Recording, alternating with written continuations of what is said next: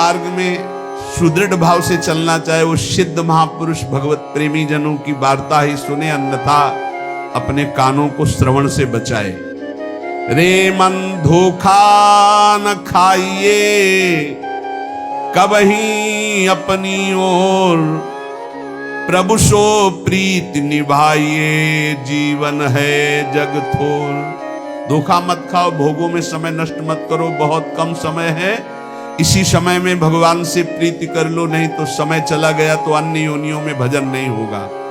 रे मन को निंदा करे तू स्तुति करता ही, फिर तुरंत तमाशा देखिए रहे साधु मत आही। अगर तेरी कोई निंदा करे तो तू उसकी स्तुति करना, प्रणाम करना, चुप हो जाना, फिर तमाशा देखना क्या होता है। तुरंत तमाशा देखिए। कैसे, क्या तमाशा होगा? उमा क्षमा सापौते भारी, अपने कर्म जाय अपकारी। जब कोई तुम्हारा निंदा करे, अपमान करे तो तुम चुप हो जाना, फिर देखना उमा क्षमा सापौते भारी, उसका तमाशा देखना क्या हो जाता है। इसलिए तुरंत तमाशा देखिए यह साधु मत आही। यही साधु का मत है, चुपचाप सहन कर, लेकिन इष्ट के लिए नहीं। हमें गाली दो तो चलेगा, हमारे धर्म, हमारे राष्ट्र, हमारे इष्ट के विषय में फिर ये नपुंसकता होगी कि अपने इष्ट की निंदा, अपने गुरु की निंदा, अपने प्रभु की निंदा, अपने राष्ट्र की अवहेलना, धर्माचरण देखकर हम मौन रहे कि नहीं हम साधु हैं, हमें सहन, हमें गाली दोगे, हमें मारोगे, सह लेंगे, लेकिन हमारे इष्ट के प्रति, हमारे गुरु के प्रति, हमारे धर्म के प्रति बोलोगे तो प्राण न्यौछावर कर देंगे, तुम्हें बोलने लायक नहीं रखेंगे।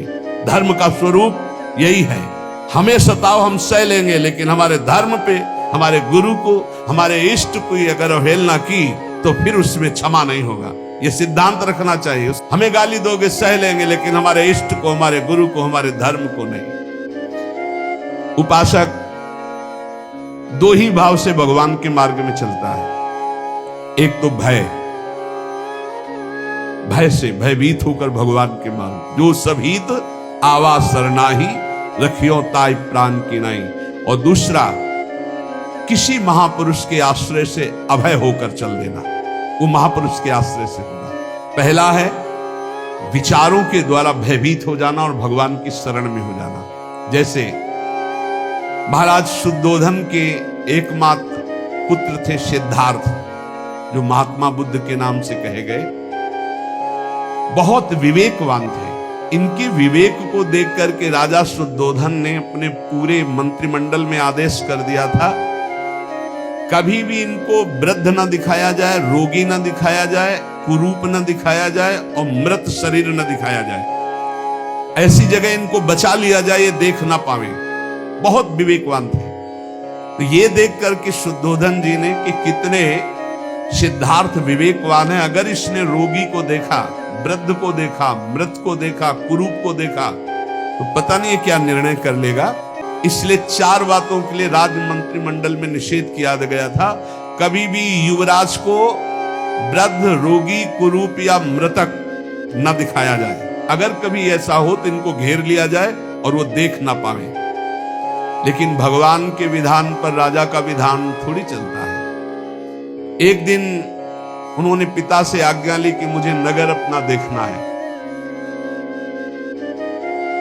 आज्ञा कर दी, पर उनके मित्र और साथियों को कहा हमारी 4 बातें याद रखना, रोगी, कुरूप या वृद्ध या मृतक हमारे राजकुमार की दृष्टि में नहीं पड़ना चाहिए। नगर देखते हुए जा रहे थे कि उन्होंने देखा झुकी कमर, जर्जर दे, लाठी टेकता हुआ एक वृद्ध जा रहा। तुरंत उन्होंने घेर लिया, ना देख। उनका रुको, ये क्या है? उनका ये हमारा आपका जैसा शरीरधारी मनुष्य, ऐसा मनुष्य होता है, धीरे धीरे लाठी टेक, ये कैसा है? बोले ये जो आपकी अवस्था है, इसके बाद जो अधेड़ अवस्था आती है, फिर ये वृद्धावस्था। मतलब मेरे शरीर की भी यही अवस्था होगी? हाँ राजकुमार, ये पूरा जीवन जिया जाए तो जवानी के बाद वृद्धावस्था आती है। चलो वापस चलो, मुझे अब नहीं देखना। एकांत में बैठकर बहुत चिंतन किया, आज जवानी है, पत्नी प्रिय लग रही है, परिवार प्रिय लग रहा है, राज प्रिय लग रहा है, कल वो दशा आ जाएगी शरीर की कि लाठी लेकर के एक एक कदम झुक झुक कर चलना होगा। फिर सत्य क्या है? एक दिन फिर कहा मुझे नगर दर्शन कराने के लिए, फिर आज्ञा हुई। बड़ी सावधानी इस बार रखी गई थी, लेकिन मार्ग में देखा कि एक हड्डी हड्डी शरीर में है, जैसे टीबी का मरीज, मिर्गी का मरीज, बार बार वो फेन उगल रहा है, भूमि पर तड़प रहा है, कोई उसके पास नहीं। राजकुमार सिद्धार्थ नजदीक गए, ये क्या है? उनका महाराज ये मनुष्य ही है, ऐसी दशा क्यों हुई? ये रोग से युक्त है। तो किसी को भी ऐसा रोग हो सकता है? हाँ राजकुमार, किसी को भी रोग हो सकता है ऐसा। ये इसकी दशा, फेन निकल रहा है, शरीर इस कोटि का हो गया है। चलो मैं वापस नहीं देखना चाहता। एकांत गए। जवानी के बाद वृद्धावस्था, और जवानी में भी इस तरह के रोग जिससे उसकी हड्डी हड्डी हो गई शरीर में, वो फेन उगल रहा था, वो मूर्छित हो रहा था कष्ट से। फिर आखिरकार सत्य क्या है? जीवन का रहस्य क्या है? तीसरी बार फिर कुछ दिनों बाद कहा मैं नगर यात्रा में जाना चाहता हूं। फिर आदेश हुआ, भगवान का विधान, राम नाम सत्य है, राम नाम सत्य है। एक मुर्दे को लो, ए रुको राजकुमार, रखो, खोलो इसमें क्या है? राजकुमार ये तो शव है। ये क्या होता है? बोले जो बूढ़ी अवस्था देखी, जो रोगी अवस्था देखी, इसके बाद ये मृत अवस्था आती है, आदमी मर जाता है। हाँ मैं भी मर जाऊंगा। हाँ अगर वृद्धावस्था आई, रोग अवस्था आई, तो उसके बाद मृत्यु अवस्था होती है। तो जीवन का सत्य क्या है? यही जीवन का सत्य है। राजकुमार मैं इस विषय में तो नहीं जानता, पर ये जरूर दशा सबकी आती है। तो मृत्यु का ग्यास कभी भी बना जा सकता है। हाँ राजकुमार, कभी भी मरा जा सकता है। बुढ़ापा, रोग, मृत्यु, जब इससे जीवन ग्रस्त है तो आनंद कहां है? ये आनंद की खोज कैसे पूर्ण होती है? ये सत्य क्या है? बस उनके हृदय में बड़ी ग्लानि हुई। रात्रि में अपनी पत्नी को देखा, पुत्र को देखा, आखिरी प्रणाम किया और कहा मैं इस आनंद में नहीं टिक सकता, मुझे सच्चिदानंद चाहिए, जो सत्य है, परम चैतन्य घन है। मैं रोगी या बुढ़ापा या मृत्यु अवस्था आने के पहले उस अवस्था को पाना चाहता हूं जहां न रोग छू पावे, न दुख छू पावे, न मृत्यु छू पावे। भाग पड़े घर से।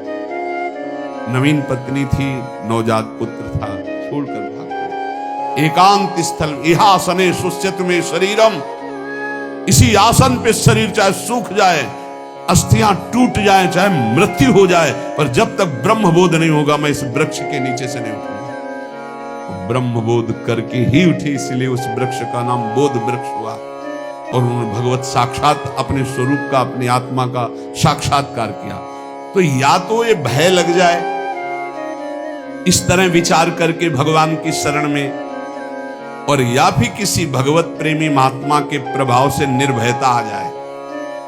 अब मुझे किसी की कोई परवाह नहीं, मैं भगवान की शरण में होकर निरंतर नाम जप करता हूं। निर्भयता के आनंद में आत्मस्वरूप का बोध, या भयभीत होकर भगवान के भजन से उस निर्भय पद की प्राप्ति। दो में कोई एक तो हो, यहां बीच में है, ना तो पूर्ण भयभीत है और ना पूर्ण निर्भय है। इसीलिए संसार के राग में रमे हुए हैं। संत जन कहते हैं एक को स्वीकार करो, या तो भगवान के भक्तों का आश्रय लेकर निर्भय पद, और या भयभीत होकर भगवान की शरण में हो जाओ और अपने स्वरूप का बोध प्राप्त करो। उपासक, जब तक शरीर तुम्हारा स्वस्थ रहे तब तक किसी दूसरे शरीर से अपने शरीर की सेवा मत लो, नहीं तो भगवत प्राप्ति में बाधा पड़ जाएगी। ध्यान दीजिए, बहुत काम की बात है। ए जरा पानी लाना, नहीं, अगर उठ करके लाने लायक हो तो स्वयं लीजिए, किसी से पानी मत मांगिए। ए अमुक काम कर, बिल्कुल नहीं। अगर ऐसा करते हो तो यहाँ संत महापुरुष निषेध करते हैं। जो दूसरों से अपनी सेवा कराता है, शरीर स्वस्थ होते हुए अपने शरीर की आराम व्यवस्था चाहता है, वो नरक भले प्राप्त कर ले, ब्रह्मबोध तो नहीं प्राप्त कर सकता, ना भजन कर सकता है। नियम लो, जब तक शरीर स्वस्थ है किसी से पानी की भी चाह मत करो। अपना कपड़ा लत्ता, अपनी कार्य व्यवस्था, अपनी दिनचर्या अपने हाथ से होनी चाहिए, किसी का भी सहयोग नहीं। और ऐसा था इसलिए कह रहा हूं कि अब तो भगवत सहारे है, किडनी खराब है तो जैसे प्रभु रखे, नहीं तो भिक्षावृत्ति और अपने दिनचर्या में अन्य संत भगवान की सेवा करना, लेकिन अपनी कभी किसी से सेवा किसी भी तरह की न कराना। अगर पानी भी लाना तो स्वयं लाते थे, अपनी श्री जी की सेवा, अपना कार्य स्वयं करे। पहला ये नियम है भगवत प्राप्ति का, शुद्ध ज्ञान प्राप्ति का। जब तक शरीर स्वस्थ हो तो अपनी किसी भी तरह की कोई सेवा स्वीकार न करे किसी से। दूसरा, किसी भी संसारिक मनुष्य से राग नहीं होना चाहिए। अगर संसारिक मनुष्य से राग करोगे तो अपने शरीर का देहाभिमान पुष्ट रहेगा, जिससे पंच तत्वों में तुम्हारी प्रीता रहेगी, फिर जन्म मरण बना रहेगा।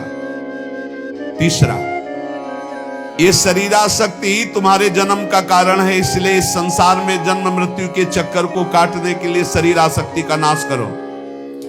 खान पान भोग विलास प्रीता प्रणाम नमस्कार ये सब शरीरासक्ति को पुष्ट करते हैं, इनसे बचो।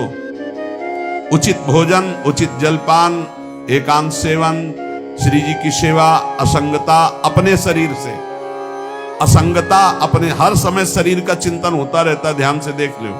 इसी के चिंतन को बदलकर प्रभु के चिंतन में जो निरंतर कर देता है वो भगवत प्राप्त हो जाता है। चौथा, मन और चित्त की वृत्तियां संसार में दो ही तरह से जाती है, एक रागात्मक, एक द्वेषात्मक।